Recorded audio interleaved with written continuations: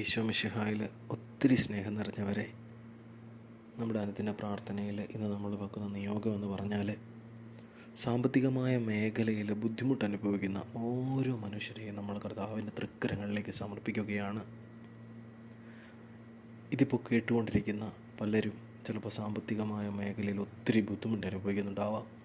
കർത്താവെ, എല്ലാ മക്കളെയും അങ്ങയുടെ തൃക്കരങ്ങളിലേക്ക് സമർപ്പിക്കുന്നു.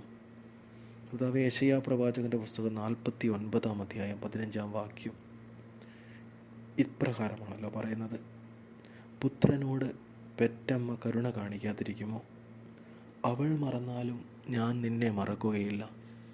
ഇത്രത്തോളം കരുണ കാണിക്കുന്ന ദൈവമേ, നിങ്ങളുടെ മക്കളുടെ ബുദ്ധിമുട്ട് നീ മനസ്സിലാക്കുന്നുവെന്ന് ഞാൻ അറിയുന്ന കർത്താവേ, ഞങ്ങൾ ഓരോരുത്തരെയും നിൻ്റെ കരങ്ങളിലേക്ക് ഏൽപ്പിക്കുകയാണ്. കർത്താവേ, സാമ്പത്തികമായ മേഖലയിലുണ്ടാകുന്ന ബുദ്ധിമുട്ടുകളെ സമർപ്പിക്കുകയാണ്. കർത്താവെ, എല്ലാവരെയും അങ്ങ് കാത്തു പരിപാലിക്കണമേ, സംരക്ഷണം നൽകണമേ, അങ്ങയുടെ കരുണ കാട്ടണമേ എന്ന് പ്രാർത്ഥിക്കുകയാണ്.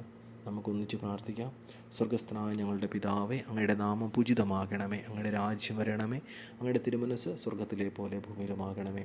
അന്ന് വേണ്ട ആഹാരം ഞങ്ങൾക്ക് തരണമേ. ഞങ്ങളുടെ കാരോട് ഞങ്ങൾ ക്ഷമിച്ചിരിക്കുന്നത് പോലെ ഞങ്ങളുടെ കടങ്ങളും ഞങ്ങളുടെ തെറ്റുകൾ ഞങ്ങൾ ക്ഷമിക്കണമേ. ഞങ്ങളെ പ്രലോഭനത്തിൽ പെടുത്തരുത്, തിന്മയെ ഞങ്ങളെ രക്ഷിച്ചു കൊള്ളണമേ. ആമേൻ.